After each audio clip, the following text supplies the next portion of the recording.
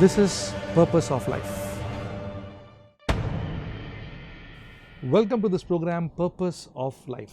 Purpose and life, two very powerful words, and as a combination, it's really deadly. We've got to understand it, we've got to live it, and we've got to really go deeper.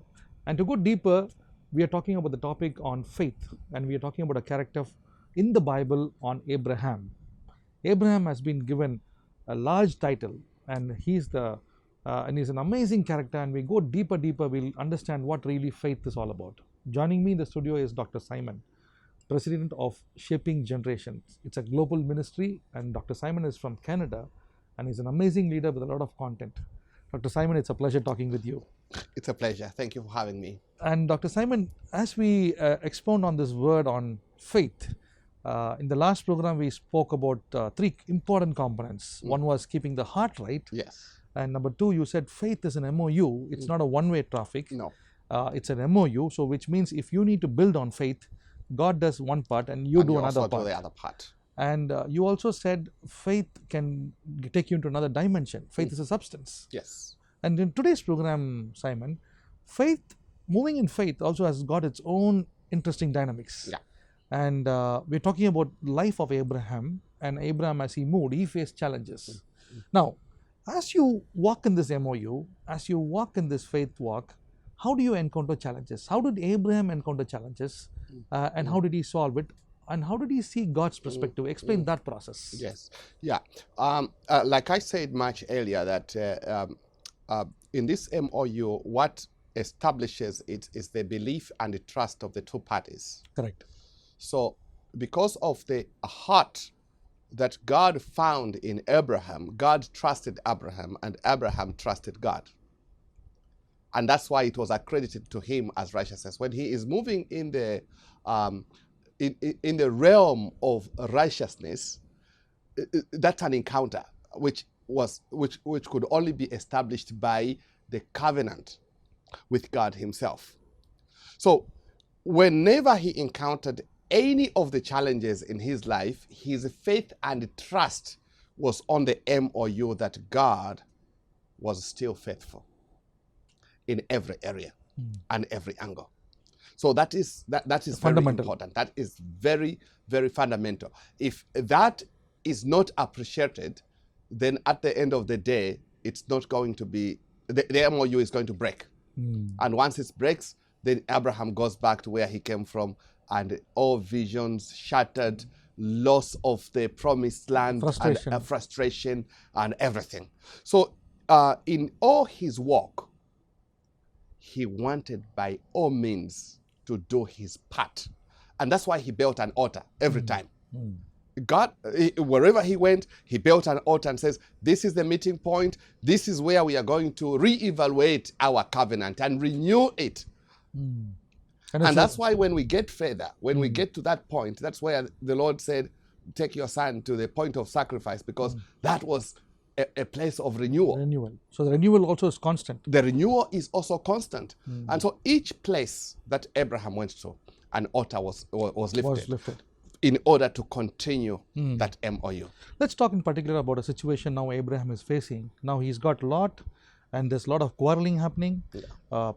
Though Lot was his own brother's son, a lot of people from Lot's servants and Abraham's servants are fighting, and it's a situation. Now Abraham is still in the covenant part, but how does he deal with the situation? Explain that process. Okay. Firstly, Abraham knows he's a man of a covenant. That has been established. His heart is right with God.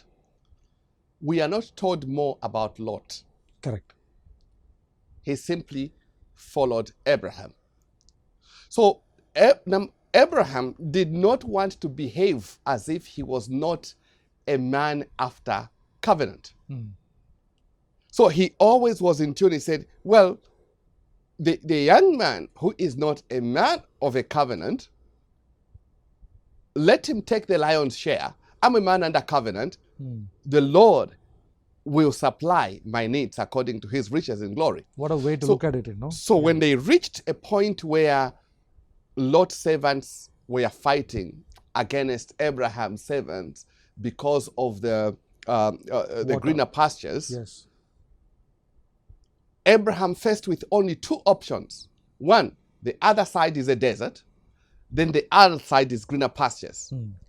And both of them are initially supposed to fight for the best for their own animals. Correct. But what does Abraham do? In order to deal with it, because he was a man under covenant, he said, choose whatever you like. If you go to the right, I go to the left. Sure. If you go to the left, I will go to the right.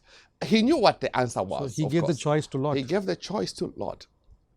Knowingly that one is a desert, one in the desert and one is not.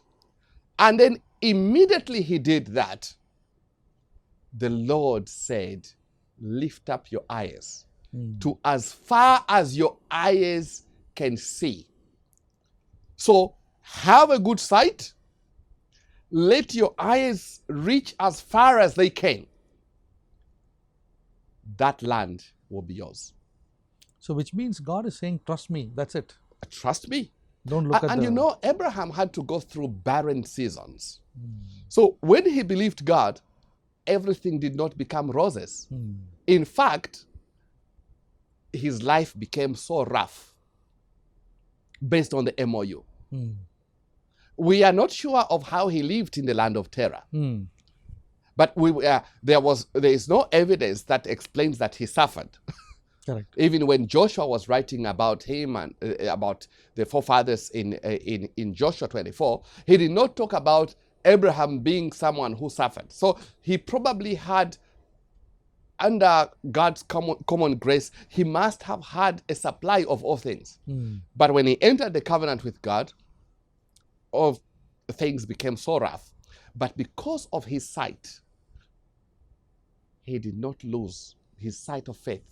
He was not discouraged at every point. So it was problem after problem, war after war, to a point that another man turns up. Sorry, I may have to go there. Another man, the king of Sodom, comes to him and says, well, you have good military men. Can you give them to me? And then I will give you everything that you need.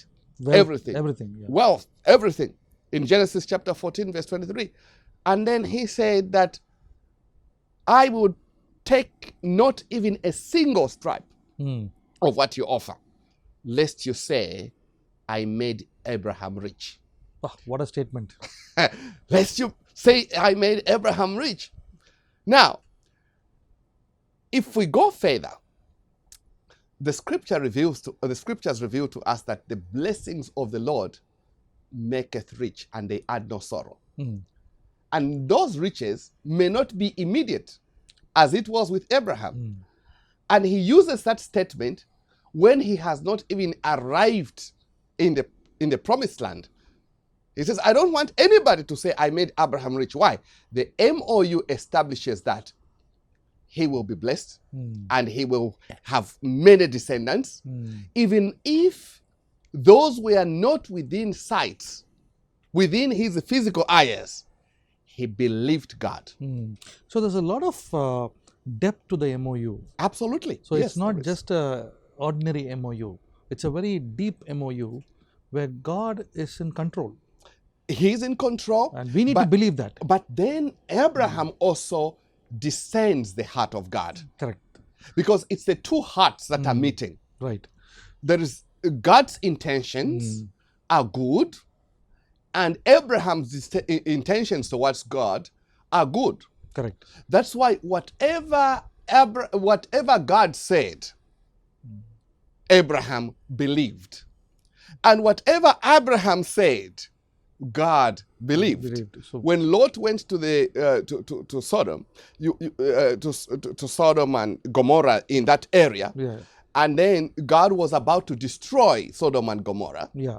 And then Abraham went to petition God. Absolutely. And he says, if there are 50 people, are you going to destroy? That's a very interesting conversation, Simon. Yes. I'm going to talk more deeper on that, but we're going to take a short break on that. Because that's a huge, that's a conversation which we need to take time to discuss. And I really like what you're saying in a sense of the covenant itself was a complete trust and belief. I think now I understand why when people say that why their prayers are not getting answered is because as much as they're asking, they're not believing. do they trust God? Correct. Even in their prayer, do they trust God? Matthew 7:7, Yeah. ask and it shall be given to you. Seek and you shall find. But and there's an knock on the obligation door. But to the there is contract. It's an obligation to the contract. You cannot. So we cannot go one-sided and expect God to do everything. Not at all. And also the other part you're saying is, yes, it's an MOU, yes, it's a contract, yes, it's a covenant, but it's not bed of roses. You mature in this faith. You mature in the faith. But Abraham had a very unique position with God, you know. Yes, when Lord said, Abraham took a stand and said, God is with me, so you go whatever side, but he was so confident about God's position, you know. Yeah. But then there's another part of Abraham and God dealing with Abraham on the negotiating part, and explain that part. Why would God even negotiate with Abraham on that context? Explain that situation. Okay. Firstly, when God was calling Abraham, he knew that Abraham had a family. Right. And one of the members of the family was Lot. Right. So he did not establish with him from the abstract. He said, as part of the package, when you leave, it's you, Abraham, leave you and your household. Correct. It was very clear. So it was part of the MOU that he left with them. Right. So when it came a point when Lot went to Sodom and Gomorrah, and then he was going on the other side, right, when things were not right, and one interesting part is that as part of the MOU, both parties have to be sincere. They have to open up to one another. That's very crucial. Very crucial. So Abraham needed to offload what was in his heart, and God, as part of the MOU, needed to offload what was on his heart. And so often God would say, but I can't hide this from Abraham. What a statement for God to make. I can't hide this from Abraham. Why? Because he left the land of terror with Lot. Lot was part of the package in the MOU because he was related to Abraham. And so he said, I can't hide this. So he said, I'm going to destroy Sodom and Gomorrah. And then he said, but hey, God, wait a minute. We have an MOU. If there is 50 faithful people, are you going to destroy Sodom and Gomorrah? I said, for the sake of those 50, I will not. What about 40? What about 30? What about 20? And then he said, well, with this number, I'm comfortable that Lot will survive. So the MOU, when God makes a promise with you, when he establishes a covenant with you, he will not break it, and he will not keep secrets from you. And this is how unique a relationship was between Abraham and God. Abraham offloaded, and God offloaded, and that's it. And this is why he is called a man of faith, and that his faith became equal to righteousness, just as God is righteous. Abraham became righteous because of his faith, based on the covenant which was established. What is also revealing is God doesn't keep secrets. Not at all. If we are in his MOU, God also shares his secrets to us. Yes. So that's an interesting point coming out here very clearly. Because God is not able to hold that point, and he says, how can I hold this? How can I hold it? So that's a very unique relationship which Abraham had, and which I think you and I can have that relationship if we follow the MOU. If we follow the MOU, God will apply the same principle as he applied with Abraham. Okay, but the package comes with a lot of testing, lot of twists and turns in the story of Abraham. And my question next now is, Abraham now goes to rescue Lot. But why is it that Lot didn't see the way which Lot was a completely different leader in his own style, but he missed the mark, unlike his uncle. What are the lessons we learn from this experience with understanding Lot's life, seeing a little bit part of understanding? Just to give it a little digression, what do we learn from that part? Okay, there are two different people here. Yes. One who is in the covenant and one who is not in the covenant. Right. Okay? Right. Even if the one who is in the covenant covers even those that are not in the covenant, who are part of the family. Right. The one who is not in the covenant always would make wrong choices. Mm. And this is the reason why in the world we have good people, all good people, but making all the wrong choices. Good people making the right choices. Making the wrong choices. Right. In fact, even with God, when he says no one does good, no, not one, it's up to the choices. So Abraham will make the right choices because he is in the covenant. And Lot will not make the right choices because he's not in the covenant. And that's why we are all called to be in a covenant relationship with God to avoid all the wrong choices. And you also said we need to renew the covenant. We have to renew the covenant every time. When you are in the covenant, of course, it comes with conditions. Conditions is there should be a meeting. We should all agree on this. And the meeting point in the context of Abraham was always an altar. This is a meeting place, and this is where God descends, and then Abraham goes. And that's it. So we see Lot, he's there, covered because of his uncle's, his uncle's covenant, but he still makes the wrong choices every time. And he saw the greener side. He saw the greener side. But he didn't see God's perspective. Very, very bad sight. Okay. Very bad. That's side. a good point to learn. Yeah. And I think it also applies to everyone, even in today's life. Moving on, Abraham faces another big test in his life. Yes. I think the biggest test in his life. God promises him, 75 years old, that God will bless him, make him a great nation. He moves on. He's getting older. But still, the nation is not there. He doesn't have children. Lot of questions. Explain the fact of how does he still hold on to that point in spite of the fact that he's not seeing what God has told him that will happen. It was a rough test. Yeah. How do we hold on to God's promise? And the reason is that God's covenant with Abraham was also meant not only for Abraham's alone, but also for everyone else that sees the life of Abraham. Right. And you know, God is bringing this light in darkness. So Abraham being faithful, he becomes the victim of everything that comes, not only for his sake, but for the sake of others. You see, for the sake of Lot, even for the sake of the king of Sodom who just says and says, can I give you? And so on and so forth. You know? So, what am I trying to say? We are seeing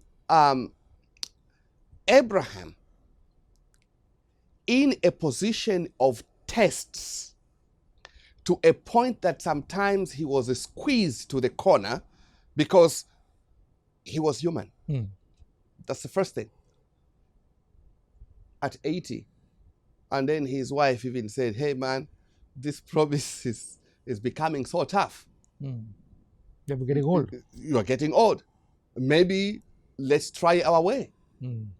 He tried his way. They had Ishmael through Hagar. And then the Lord said, God's plan. It's not God's plan. This is not, the MOU did not indicate that you should do things out of your own thinking. Don't break the covenant. And, you know, God continued and said, you will have your first son from Sarah. And Ishmael was not even counted as a firstborn because when it came to the sacrifice, you could only sacrifice the firstborn, the first fruit. And God reversed all that. He says it's Isaac. You know? So things like that. So that test was really tough. And that's why Abraham's life, during his lifetime, I do not even know if he believed he was living in faith.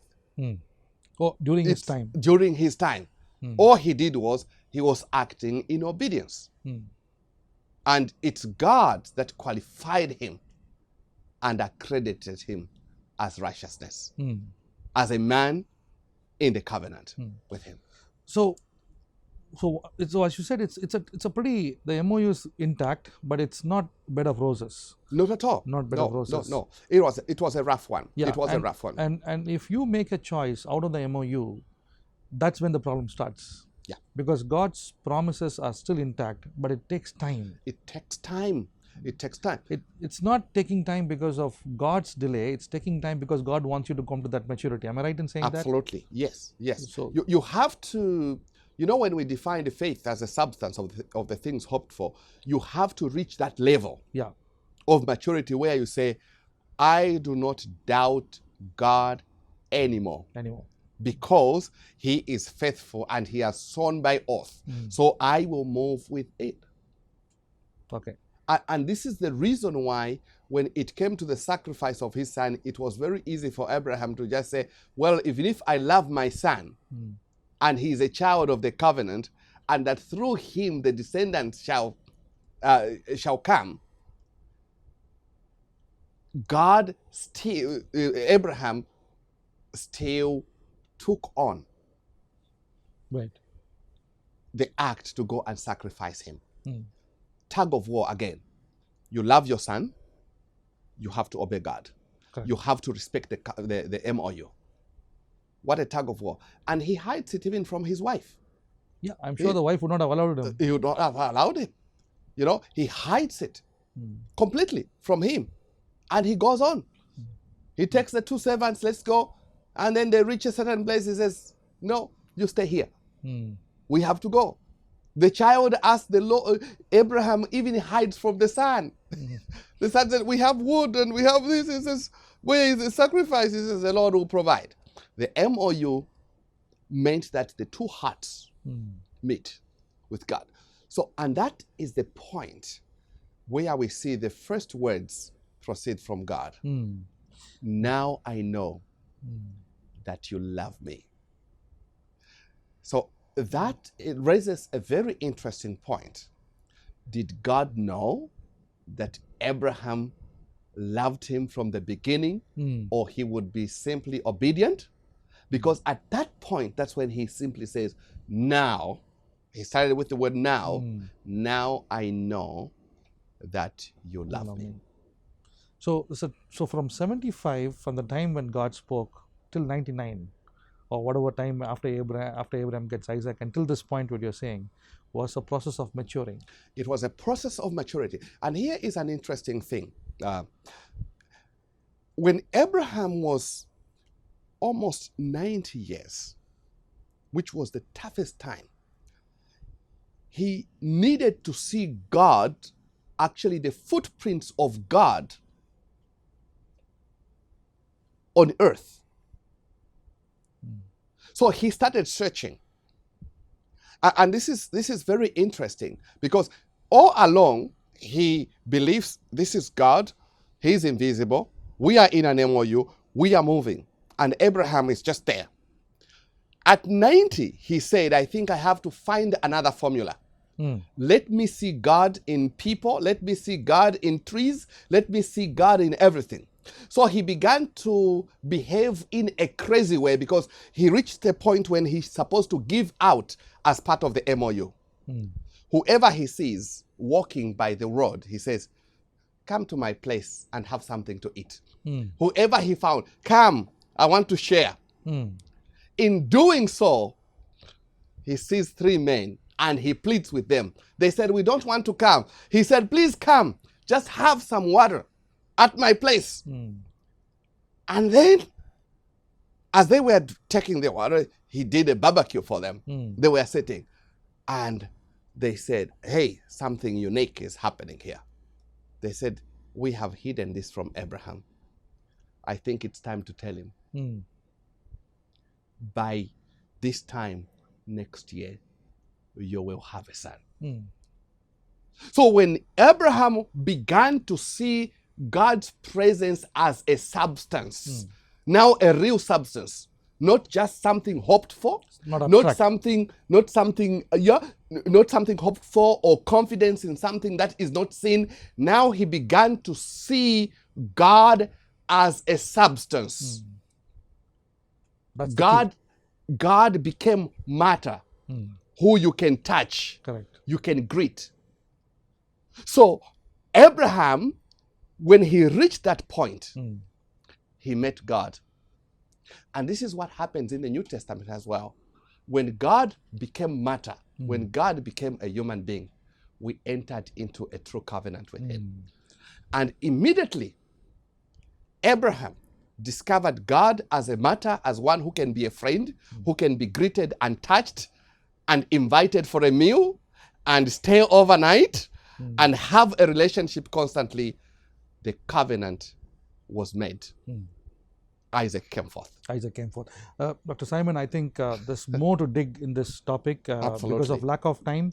We'll take this part to the third part of understanding and decoding the faith of Abraham. I'm saying decoding the faith of Abraham because there's so much to dig from Abraham's life. And in this program, we understand that the MOU is so important. And keeping the MOU intact is so important. And the MOU involves implicit obedience, complete obedience, irrespective of all your circumstance. And that's what Abraham did. We also learned in the earlier program about the heart, about the covenant, about the altar. We also spoke this time about the MOU. The MOU. So we'll talk a little bit more deeper. And God becoming physical matter. Yes. That the moment you begin to see him as a real substance, yes. the promise is made manifest. Yes. So all along, 75 years old, 80 years old, 90 years old, because Abraham did not see God as a physical matter, but as just someone to be believed in, right, the promise was not fulfilled. The moment he saw that I can touch him, I can greet him, I can have fellowship with him, then things changed. Then things changed, and God said, this is now the time. So in other words, if he has not invited them, he would have missed this also. He would have missed it. Number one, right? Because so it can come close to you, but you got to identify and do the invitation part. You have to identify and do your part. So that was very key. Very key. Very key to and he the requested them to stay back. He said stay back, and he gave them food. Then it was God. So a lot of learnings, Dr. Simon. A lot of learning. And when you proceed, it went also to his son Jacob. Just one thing. When he saw God as matter and wrestled with him, God blessed him and gave him the name of Israel. Correct. That's another interesting topic. You know, so when God becomes matter, you have a breakthrough. When God became man in the person of Jesus Christ, salvation was made manifest. When God becomes a real being in our lives, things change. Things change. It's game changing.